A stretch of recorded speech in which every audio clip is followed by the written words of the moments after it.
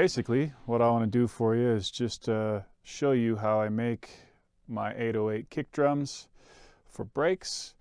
A lot of folks will just take the normal kick and then grab like some sort of sub and then layer the two so that the sub is riding underneath the quote-unquote top kick.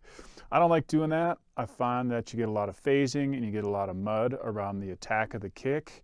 I like that to have my kick really clean and really clear. So what I do is I create all my 808s from scratch by editing together the waveforms of my top kick and the sine wave. So basically what I've done here, as you can see on the screen, I have a channel for my kick and then a MIDI channel that I'm going to put my synth in to make my sine wave. I picked myself a kick sample. This is a decent little sample here. Thumpy, short, you know, no big deal, just a good kick. And I really like it because it has some thud, but with a really nice snap on the top here, this part. Then what I need to do, I've got my MIDI channel here. I'm going to load up. Now I'm just going to load up massive because it's super easy. Just initiate the basic sound sine wave, switch it over to the sine, and then as far as the master envelope goes, I'm just going to make that as long as it gets. Move that out of the way, and then here I'll make it 2 bars, and then I'll pick the key that I want it to be in, just G, really long note. Solo that for a second. And then on here, there's a good clean. That's basically it. Now, you can add any number of effects as far as distortion or things like that. Maybe a little noise, little brown noise in there, depending on the genre you're going for, depending on the sound that you want. Maybe you want a bit of a triangle so it has a little bit of the saw built in. I like mine to just be a clean sine. Make sure that the output's good. Perfect. Get that out of the way. Short and simple. I'm just going to freeze it, flatten it, boom. And now I have a simple sine wave, right? The next step for me here is I'm going to take this and just kind of fold it over, bring it in until we're at the point where the waveform crosses the line of infinity, the 0 decibel line, which would be that dot right there. Looks pretty close. That may not be exact. We'll do it on this one instead. That one looks better. We just bring it in, just like that, right? So now the next step is I'm just going to sew the two together. In order to do that, I want my sine waveform to be roughly the same amplitude as the decay of my kick. Easy enough. We'll just bring up the volume here till they're about right. Make these kind of the same size so I'm getting an accurate representation. It's about good.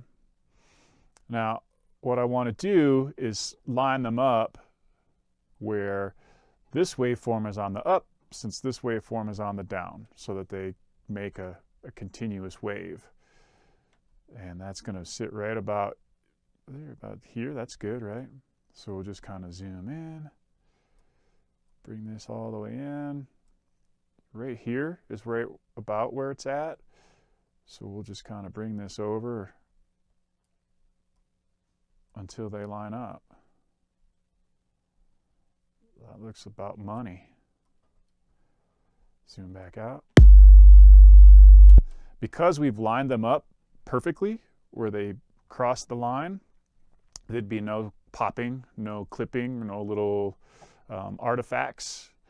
The artifact is when if they were to not line up smoothly. If there was a waveform where you had troubles lining them up smoothly, you just make a little fade. When you do the fade here, because there is still some waveform that we rolled back, what you're going to get is you're going to get a little amplitude. So you'll see this waveform start to increase a little bit, and you can compensate by bringing that down. Perfect, right? Excellent. Bring this in, maybe down in the end like that. I might choose to give me a little fade here so that I don't have any clipping on the end. But then basically, flatten that out and you'll see that it's perfect. If I'm in my concept of making the tune, my idea is to have multiple keys of that. I'd simply make, using that sign, you know, I would have, like before grouping it out, before I flattened it out, I would have just had different keys, you know, a G, an F, an A, so on. And then I'd edit them all similarly so that I had separate waveforms for each of my keys. So I'd have the attack on a G, you know, like this one is the G. Maybe I'd have one for A. You know, maybe my concept is the tune's going to be in G minor. So I'll have G, A sharp, or B flat, D, and then maybe an F and a C, a high F and a C, to fill out the full chord. And then I can, you know, just place the appropriate one in there when I want it as far as key changes go. From here, I'd come and just make sure we're not clipping. So I'd gain stage that. See, we have a little bit of clip. Bring that down so that's not clipping. Now, if I wanted a little distortion, I could add the saturator here. I don't like to do it 100%, so maybe 50 to 60, 65. And then whatever you bring up here, I recommend you bring down in the output. You're staging it, you're offsetting it, because this is adding, say, 2 decibels of drive, negative 2 decibels of output. And that's going to add a little bit of that hum, that 808 hum, you know, without it, clean sign with it. And you can change that to, you know, however you like it, whatever your idea is. That analog clip sounds pretty good. You want to, you know, whatever the case may be. And then the next step, because when we're mixing down and we're building around all of our instruments and our sounds and drums and all the things, obviously electronic music, the kick drum is the big piece, the important piece.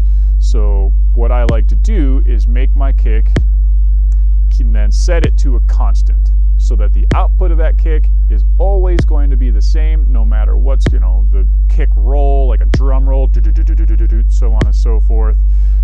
So what I'll do is I'll put a limiter on there, turn that on, and I always set my output to -7. I have found over the years that for me, -7 decibels of output on the kick is the right spot as far as me mixing everything else down and having enough overhead. Occasionally it might be -8, -9, depending on how obnoxious the tune gets, honestly, or how in depth the tune gets and how much compression everything else might need to be. But -7's kind of the go-to there. As far as this goes, that kick is hitting at -2, so, or 1.2, so boom.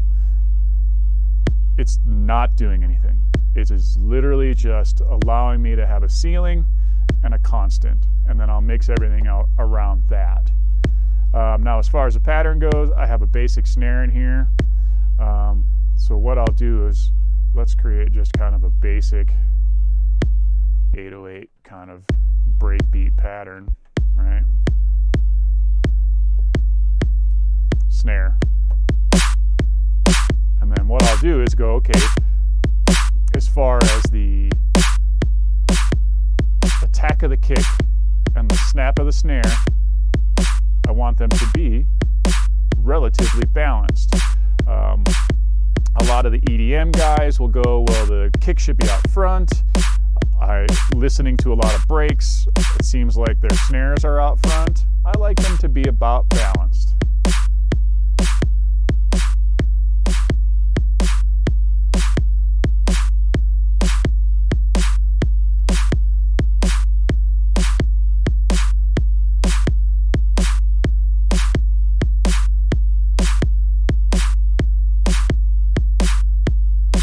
That's about good, but that's it, basics right there.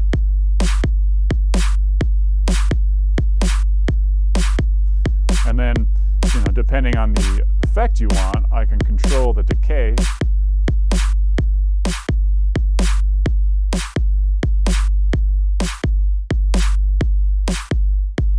to the desired effect. What I like to do is I'll take each of these waves and I'll put them on my channel so that I can go to them. Right? If I have a bunch of different keys, I'll have one in A, C, F, D, whatever the case may be. I have them right here, and I can just drag them back over to my timeline. Right? And it just kind of, there it is, boom. And I can do whatever I need to do with it. But in short, that's how it's done.